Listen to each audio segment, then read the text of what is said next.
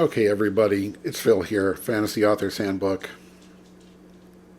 How can I possibly let the 50th year of Dungeons and Dragons go by without talking a little bit about, and I'm not going to go through the whole story because it's a long story of Dungeons and Dragons and me.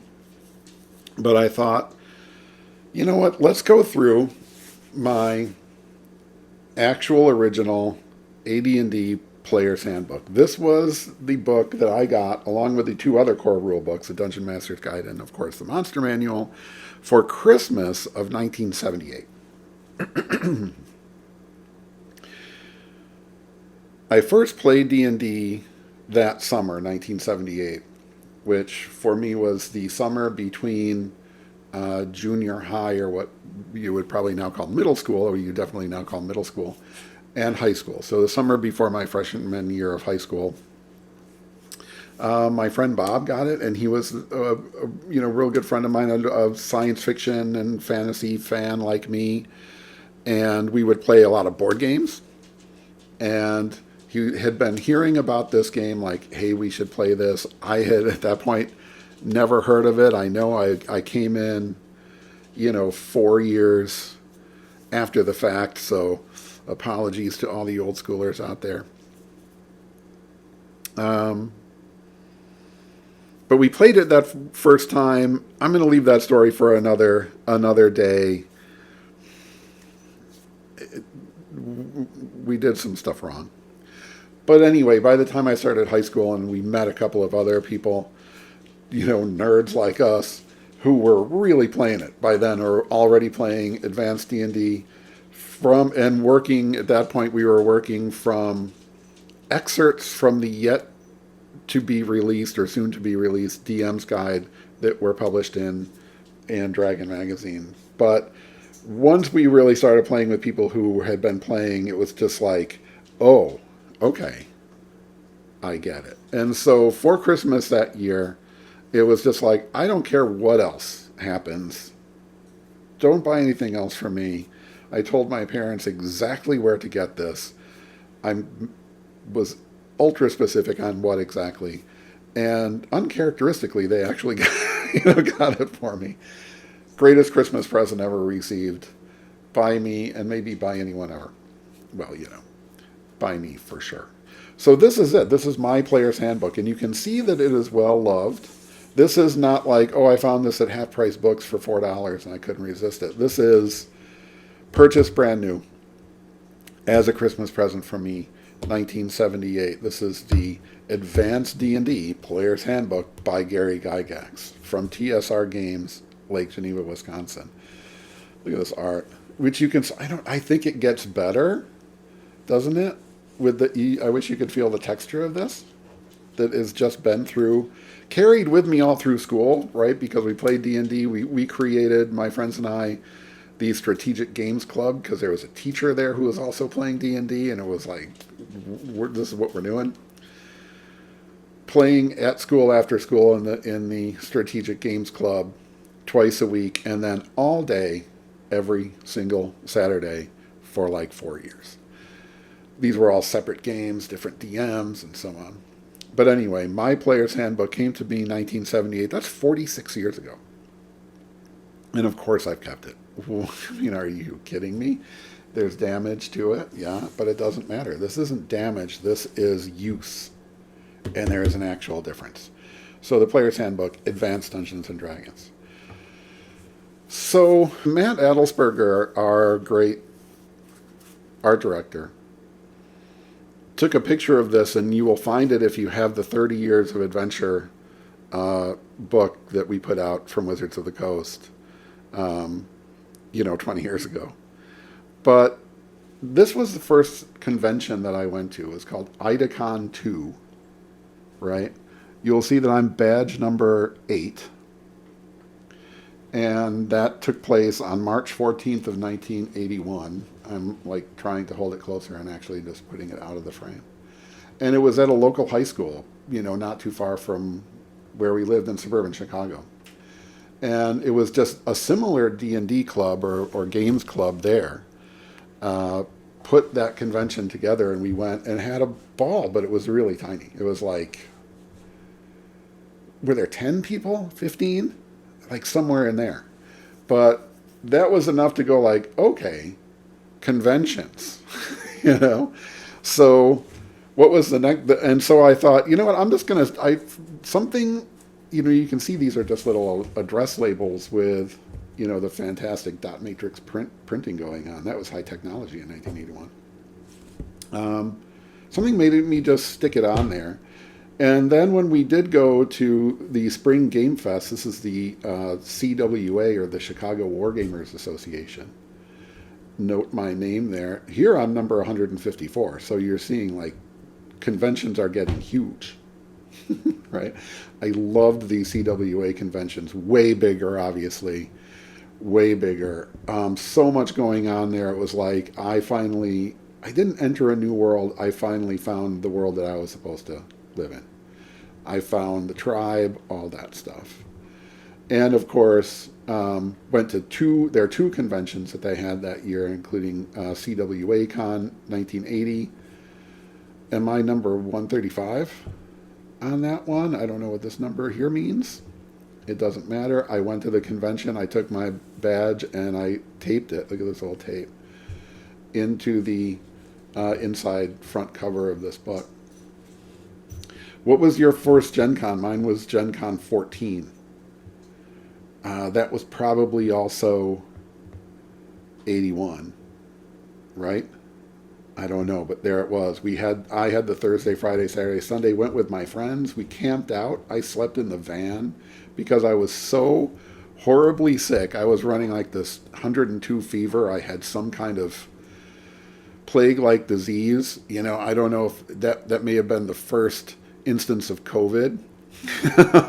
I was so sick, but you know, we had signed up for this. We're dying to go. All we ever heard about was, oh my God, you haven't been to Gen Con. You got to go to Gen Con.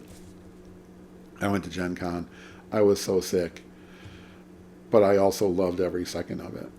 Also, right around that time, we drove out to Rockford, right? West of Chicago, sort of industrial city, for RockCon number 7. Had a good time there. Like, that was kind of a crazy time. And we're just all this little group of friends, and I just going out and playing D&D out in the world, right?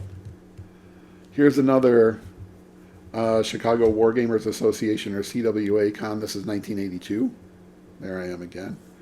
And then 1983, where they went, they left this with the rubber stamp of their logo, which was, you know, I don't know, kind of disappointing to just get the hello, my name is. But check out, like, this is Gaming Conventions 1983. Right? Even Gen Con was just sort of the compass rose with the Roman numeral of the number, right? The 14th Gen Con. Printed on green paper. Just that's it. Right? Everything's a photocopy. And then college, right? And during that time, didn't go to any conventions.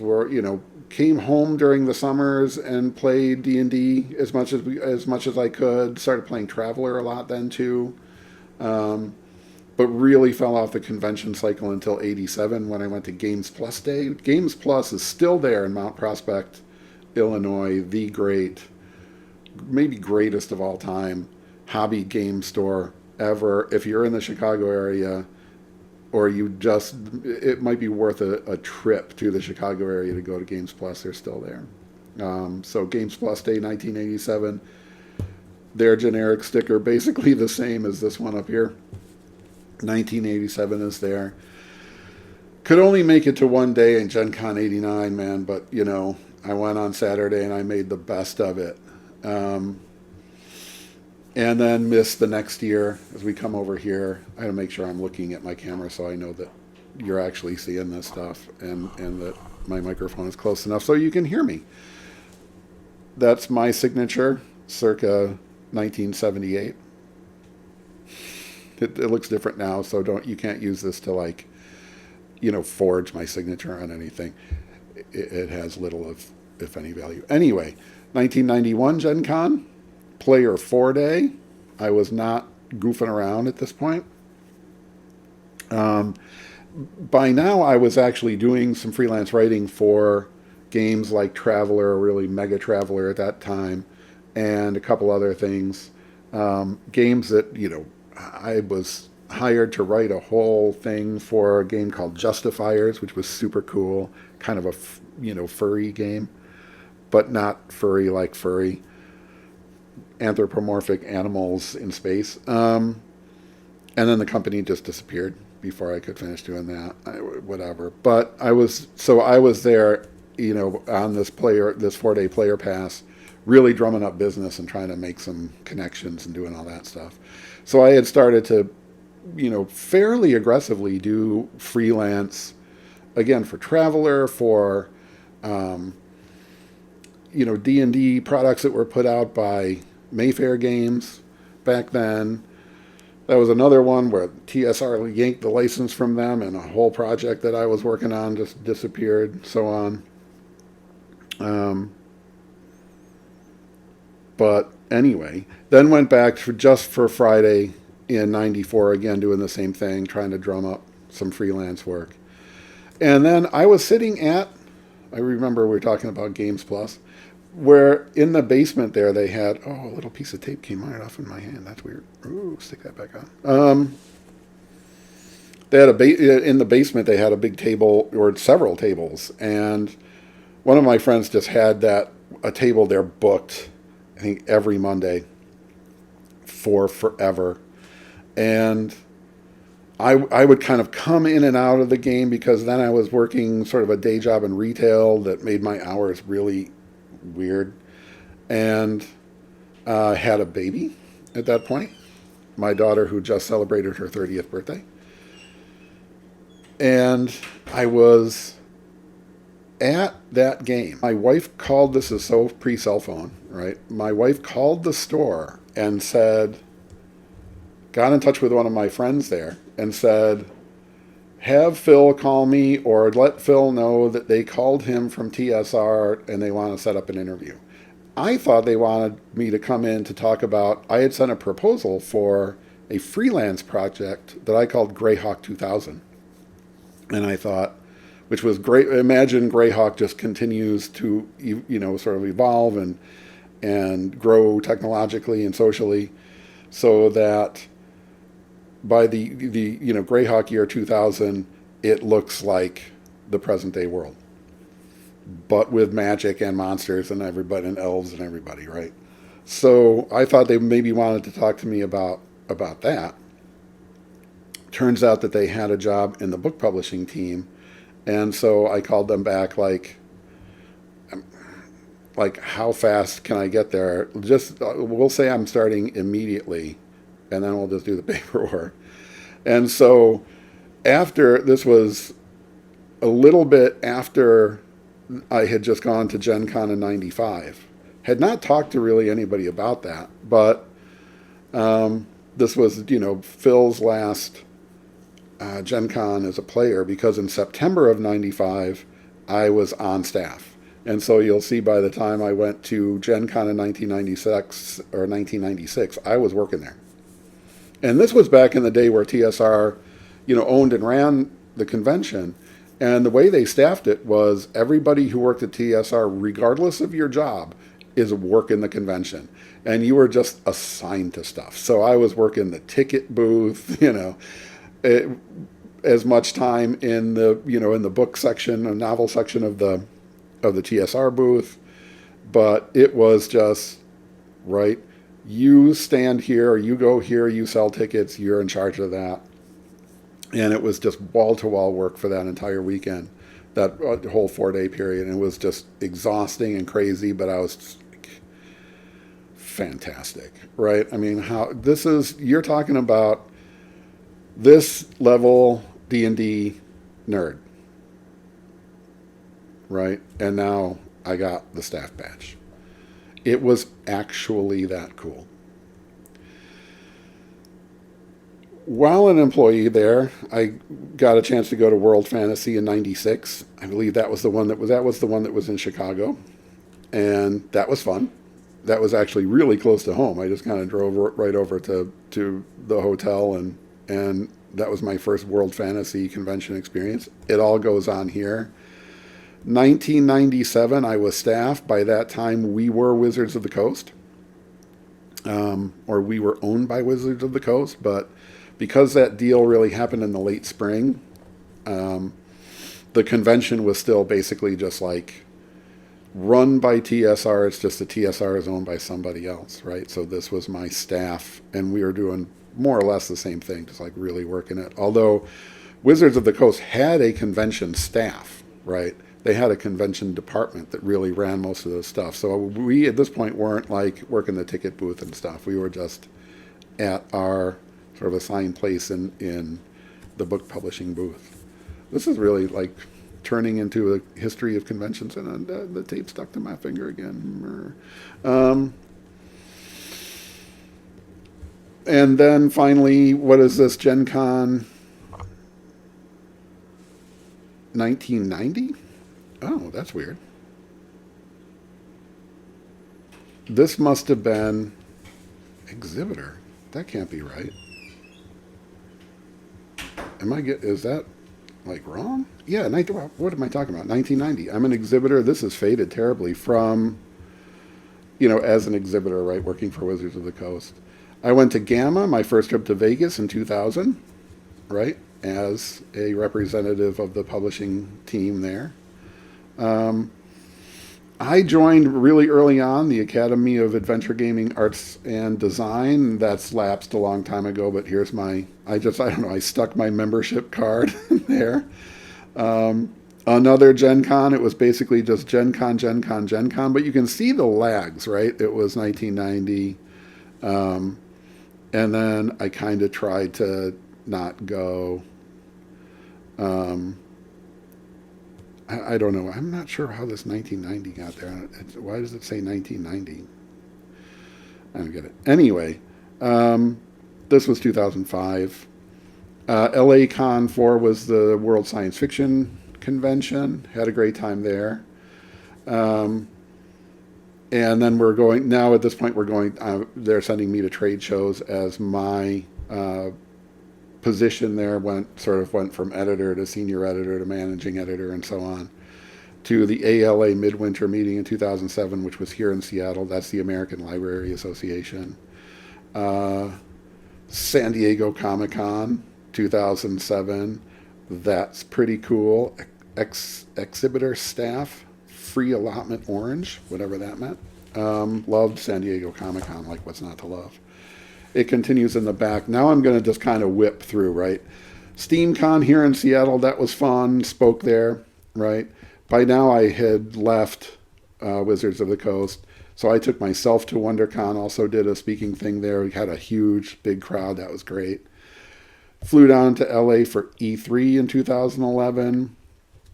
That's a story for another day that probably will never get told. Used my position as a blogger to get into the NASA 2011 Future Forum here in Seattle at the Museum of Flight. That was super interesting. I sat 2 rows in front of Bill Nye the Science Guy. Right. Emerald City Comic Con is the big convention here in Seattle. I've gone to a bunch of those. Went again now as Athens and Associates to E3. PAX here in Seattle again. Massive, massive. Really started doing a lot of writers' conferences. Right on the Sound is up here in the Seattle area. Loved that. Was invited to speak at the Writers' Digest. Is there a way to actually see this without hitting the tripod? This is terrible, but we're whipping through these now. Writers' Digest Conference West. This was another Emerald City Comic Con. And what was this other? I don't remember what this one was. Another writers' conference. After a while there, I was going to a bunch of them. So anyway, this is like, I don't know, it became sort of like my gamer slash, like gamer, writer, author, editor scrapbook of just all the conventions that I've been to. And I've been to more, so that there's now some stuck in the inside of my Dungeon Master's Guide too. Anyway, what are we talking about? The Advanced Dungeons and Dragons Special Reference Work, Players Handbook, by Gary Gygax, 1978. This is actually the fourth printing of May 1979. So I got my years wrong, right? So we played in 1978 in that summer, and then started playing in high school. I had the blue book, right? But yeah, by the time all three of the books were out, it would have been Christmas of 1979. See, this is the thing, right? 46, 45 years ago, that's a long time, right? To try to remember, just all of that stuff, like the details and the timing of it. So kind of forget what I said about 1978. That was the first time I played D&D using the original basic set with the blue book. So yeah, I guess this was from May 1979, so I must have gotten it for Christmas of 79. I stand corrected by the book itself, right? Has this foreword by Mike Carr, another one of those kind of forgotten original TSR guys. The table of contents, which eventually became of no value to me because I had the page numbers memorized. Like I just went to where I wanted to go. That was how just immersed in this book I was. More stuff, right? Tables and charts and all the appendices.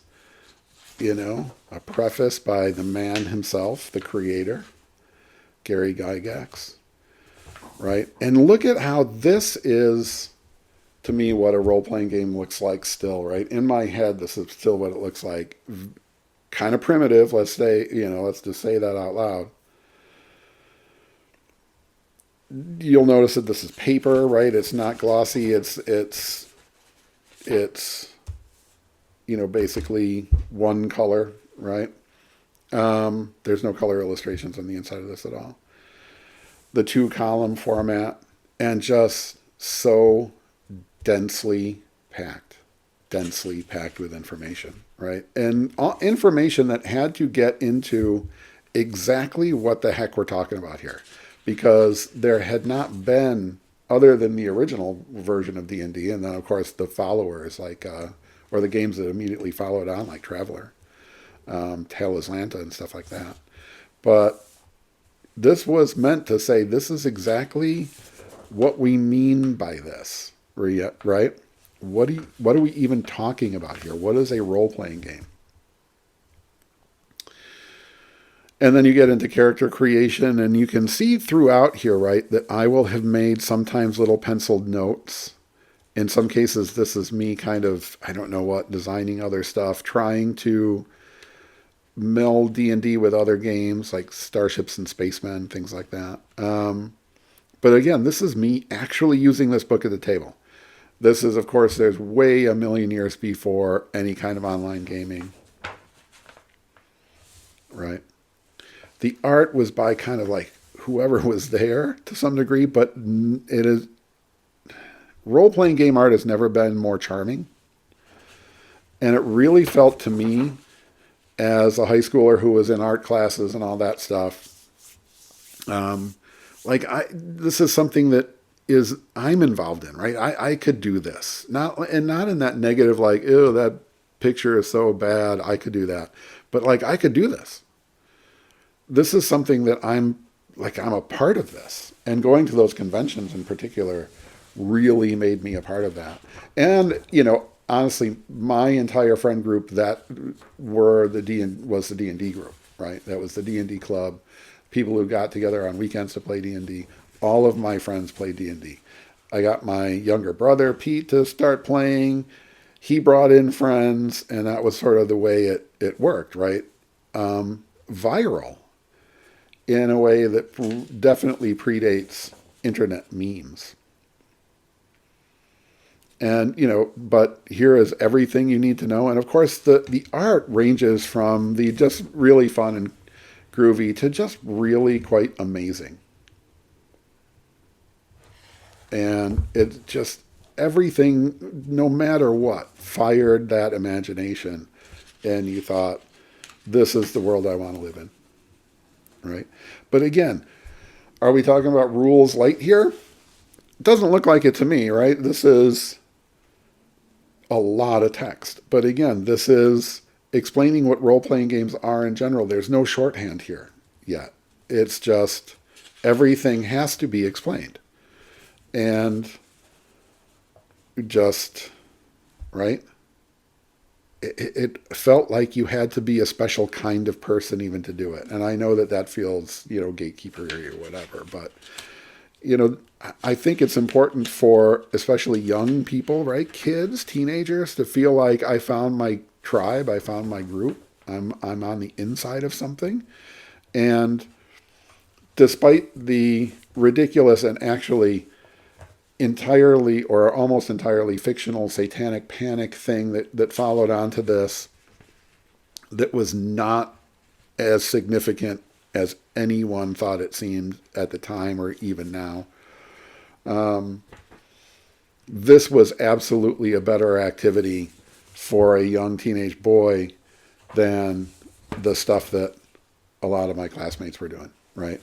There were no drugs, no, binge drinking, no drunk driving, no other sort of things that can get teenage boys in a lot of trouble. We were just playing D&D, sometimes until all hours of the morning, 2, 3, 4 o'clock in the morning, like all night D&D games. And I mean, just thinking back to that, it just really some of the greatest times of my life. Who doesn't love this great thief illustration? Right? And a lot of this stuff, right, this art really feels, in some cases, really kind of fun and silly, and really also kind of dark and violent. And that was, right, that was D&D. It was a game about killing monsters and taking their treasure, right? But again, you see I'm making notes for some reason on, the thief abilities and stuff. I'm just going to kind of keep flipping through here. We always tried these, the kind of optional character classes. The assassin always just kind of hurt my brain. I didn't understand why we needed that. I don't know anyone who really played an assassin for more than like a couple of sessions. Monks were hard. It also kind of didn't fit into the flavor of fantasy that we had, but they were there. I played a bard all the way through too. That was a monster. Honestly, no shade on Gary Gygax, but that was so tragically unbalanced. The bard was actually a nightmare for DMs. But anyway, here's the alignment system in its full extreme glory, and I'm not even kidding. People think that I'm trying to be funny. I think the D&D alignment system is one of the most significant philosophical developments of the 20th century. Don't try to argue with me on that. I better get going a little bit more here, but right. This is money, a very short equipment guide, right? They kept the 10-foot pole, which it just had to be a joke, right? I wouldn't touch that with a 10-foot pole, but there it is. And armor class that counted the way armor class should. The lower the number, the better your armor class. I understand why that was flipped, because it actually doesn't make sense, right? But, for all of us old people, it doesn't make sense to be like, I have an armor class of 20. Like, wow, like how, like completely vulnerable are you? You're like, that's terrible. It also had some stuff, right? Small and large size damage and things like that for weapons. And then the page that no one used, which was the modifiers to attacks by your opponent's armor class. That was a level of mathematics that maybe it made sense. We did use the fire rate and the range for missile weapons, but the armor class adjustments, no. Right? This is where a programmer could easily go through this book and the DM's guide and the monster manual and create a video game that does all of this stuff for you. That would be cool, but without that, I don't know anyone used it, right? But here we're getting articles about henchmen, time, distance. And again, this isn't, and this is what I also think is great. This isn't all the rules. This is just what Gary thought the players needed to know at the table. And then a big, huge chunk of advanced D&D was in the DM's guide. We would play on Saturdays, and then we would order pizza for lunch. I mean, this is the kind of thing where I'm like, oh no, look at that, it's going to ruin the collector value. There's no collector value. This is going to the great beyond with me. This isn't going to anybody. This is mine. Right? The spell lists. And then the spells, just in their original, in some cases broken, in some cases just crazy forms, right? I love the material components. That was my thing as a DM. I was like, I need to see that you have the material components. You need to keep track of that, right? You are not going to climb that wall unless you have that live spider to swallow. And you can see through, especially in the spells, right? And in stuff like the armor class adjustments for weapons, the war gamer aspect of it, right? That there is a lot of math in here. There's a lot of rules in here. And still, right? I learned more math playing role-playing games, D&D, and especially Traveler in high school than I did from any of the teachers who could not get algebra inside of my skull to save their lives. And I did not realize that I was doing it, especially in Traveler. Like all day, every day, basically, with D&D, Traveler, etc. And to me, that's, says something about math education in America. If those teachers had told me this is why you want to work through this equation, I would have been like, oh, okay. But instead it was just, here's some numbers and some symbols, turn that into a different number without some symbols. And I was kind of like, like, Meanwhile, right, D&D is asking me to figure out the square footage of stuff and the volume of things. And Traveler is doing that crazy equation about how long it takes to get from here to here at a constant acceleration of 2Gs, and I'm like, okay, I need that number. We were, Traveler, the Starship combat is all vectors. I knew that before I took the physics class in high school, and the teacher started talking about it, and I was like, I know that. That's in Traveler, and he had no idea what I was talking about. We showed him that, and he was amazed. So this didn't turn me into a Satanist or what, honestly. It made me smarter. It made me, it connected me with my creativity, my writing, my world building chops all came from here. So much about the creation of a character, way beyond what is your armor class, how many gold pieces do you have, right? D&D was the education that I had during that incredible formative period in my life. D&D and role-playing in general, but probably 95% of the time we were playing D&D. We were playing, what was D&D at the time, which was AD&D or what's now called First Edition. And look at this, right? Page after page after page of spells. And only little spot illustrations, not big full page color things that makes the book really super expensive. I know that there's no going back from that once, really second edition. But Is it a little bit just the facts, ma'am? It's just the facts, but with this kind of stuff, just there to show you what this means, right? Mass morph. He's turning all those guys into trees. Look at this guy. I'm sure this was on, some exhibit in the, D&D makes kids sacrifice their parents to Satan. Like, oh, God. Honestly. But, right, this looks like me now. And this was me when I was, 13, 14, 15, 16.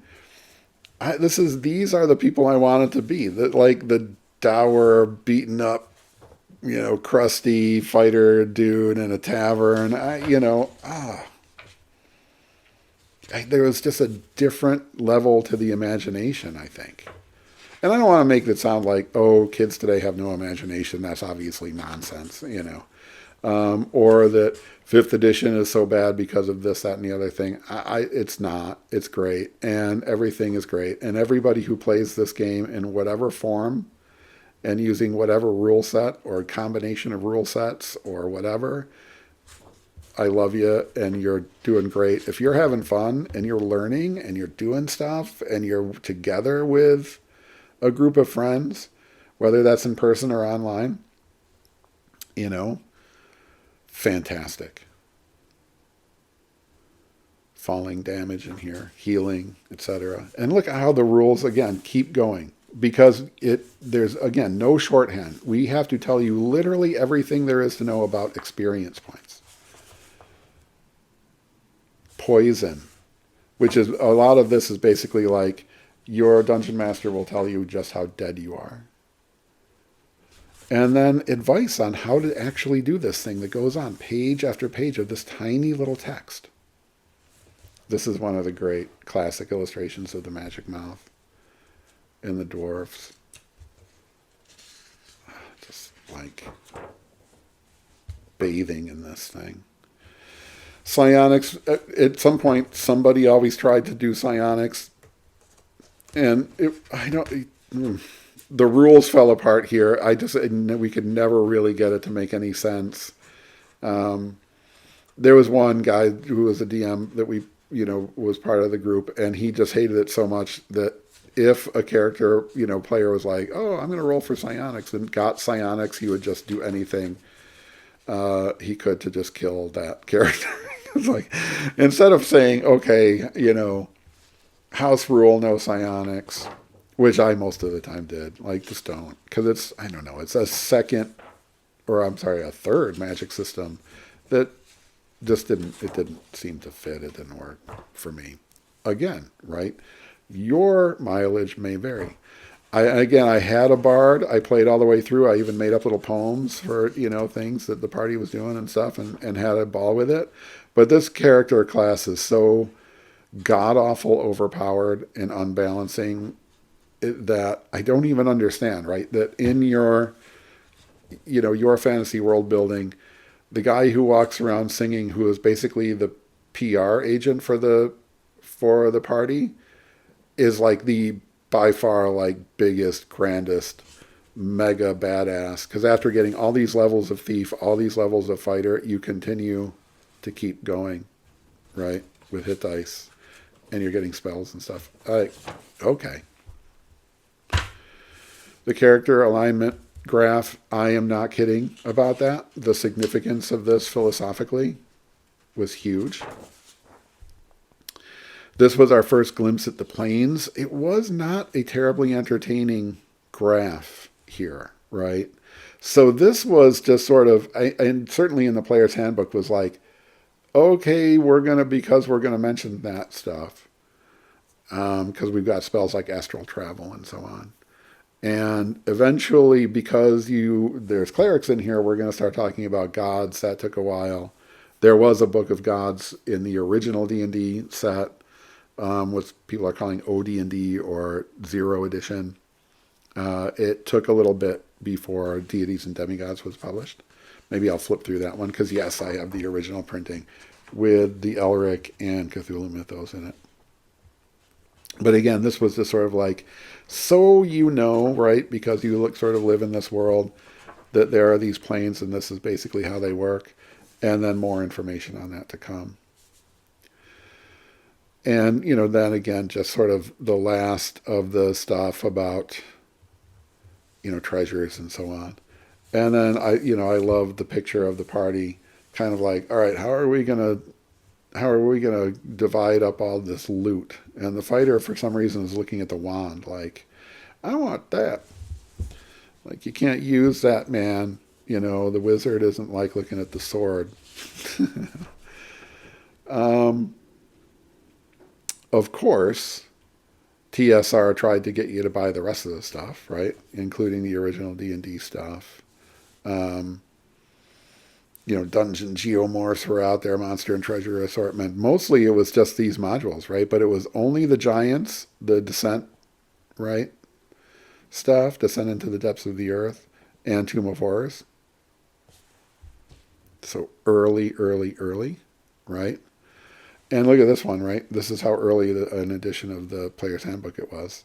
Dungeon Master's Guide, future release. Sorry, I got those dates mixed up. 1978, 79, can you got to give an old guy a break on, on years that were that long ago.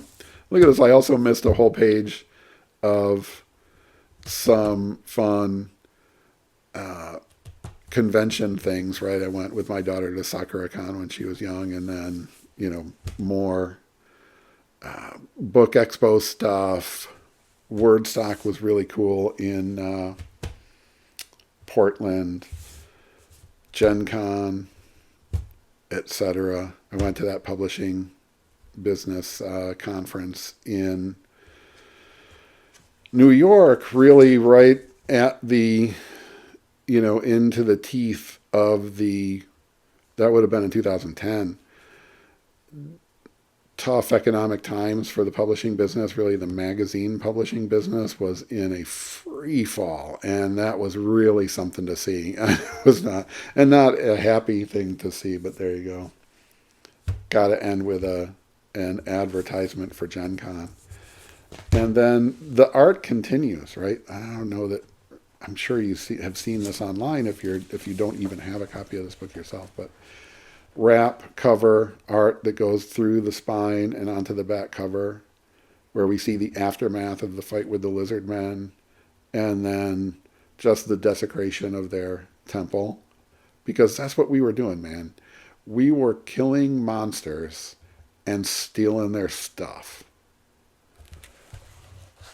Hours and hours and hours and hours. I hear from my son, like, how many hours he's played this video game or that video game. And now that I'm an old, crusty dad, I'm like, oh, that's just ridiculous. Why are you I cannot imagine you spending, 49 hours or whatever the number. I don't even know the number. If I added up the number of hours that I played D&D from that summer of 78, other role-playing games, board games, right? The beginning of the hobby game. Well, not really, right? Miniatures war games go back and back and back for centuries. But anyway, it felt like it was definitely the beginning of role-playing, and it really felt like the beginning of something in terms of fantasy and science fiction content for sure. And thinking about all those hours that I spent in my younger days, I'm sure it was way more. And, way more than video games. Because as a DM, right, and on Saturdays, it was my game that went all day Saturday, and again, for years and years. A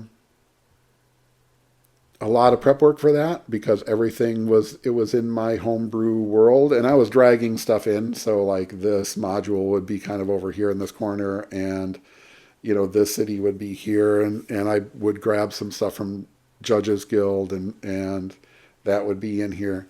So I had my own world,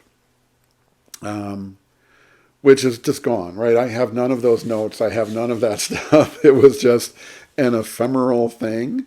But you will see in the last, if you have the 3rd edition D&D novels, the T.H. Lane novels, which was a house name. It was actually written by, I think there were 9 of us, right? I wrote the first one and the last one. So in the Death Ray, you'll see that that is set in the city of New Croatia. That was the city in my every Saturday, all day Saturday, first edition D&D campaign. Man, 45 years ago, 46 years ago, 45, whatever. So I got, right, to be that kid in this moment, and then so many years later, decades later, to read the name of your city into the official canon, to some degree or another, was pretty cool. There was a lot of negative about, how and why I left there, and the demise of Wizards of the Coast book publishing program, which I cannot ever think of as anything but a huge mistake. And, the fact that I was ready to go by the time I left, was sad and everything. But what this game has meant to me personally, right, developmentally, from just this early age, a freshman in high school or just about to be a freshman in high school, all the way through to now, where, I'm staring down the barrel of age 60, and to have, been on the inside of TSR, been there when TSR turned into Wizards of the Coast, or was, bought up by Wizards of the Coast, driving, 54 miles each way from my apartment in Schaumburg, Illinois to Lake Geneva, Wisconsin to work there. Started looking at apartments in Lake Geneva, and then it was, wait, don't do anything because you're moving to Seattle. And right, packing up the car, driving 2,100 miles across the country with a 3-year-old and a dog, and just feeling like a whole new life here. I love Seattle. We've been here ever since, right? And still here now. And just the transformative, gigantic thing that Dungeons and Dragons is for me. I don't even know how to describe it, except just to say it was that great, right? To be in that headspace as a kid, and then on the inside of it for 15 years. And, still, right, friends and contacts and colleagues and everything from that time still out there. And there's just nothing that could possibly happen. And of course not 4th edition, 5th edition, whatever you like, whatever you don't like, this movie, that movie, whatever else is happening. Wizards of the Coast did this, and for the record, I don't know anyone who works at Wizards of the Coast anymore. I think there might be a small handful of people that worked there when I worked there, but nobody that I work with on a day-to-day basis still works there. So whatever they're doing, right, I don't know. But as somebody who was not even the second generation, maybe not even the third generation or fourth generation of people who came into TSR after some of these people had left, like Mike Carr, who you see here, right? I don't think he was working there. I don't remember him working there when I worked there. This thing has a life. This thing has a cycle. And to say that what they're doing now is bad and they're evil because they are existing in the world of 2024 and not the world of, 1974 or 1979 or 1997 when we came out and became part of Wizards of the Coast. I'm just never going to second guess them, right? It is their turn. And D&D is alive and well. And in fact, it's huge. And these are things that we never could imagine. Streamers, right?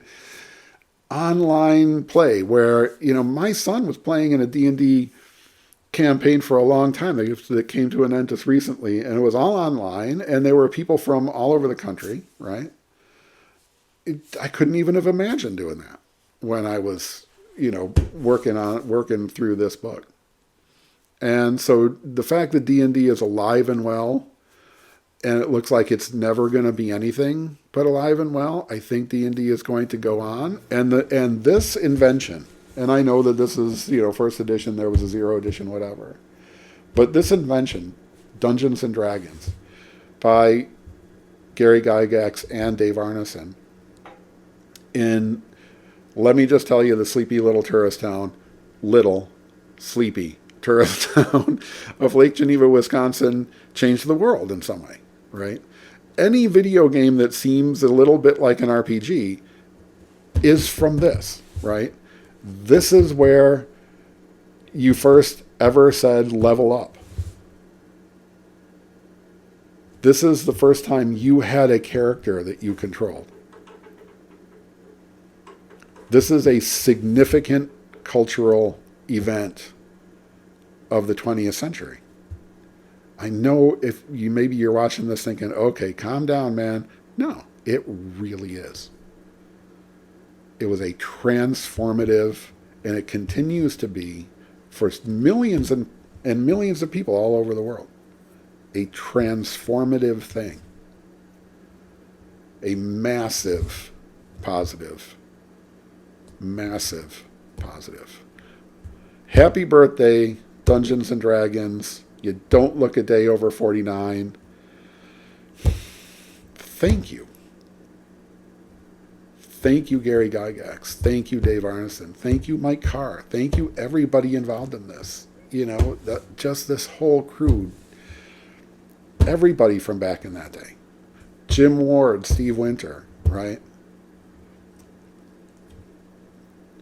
Thank you, Peter Atkinson, for saving it from destruction. Thank you, D&D. Happy birthday. That'll do it for me. Dungeons and Dragons at 50.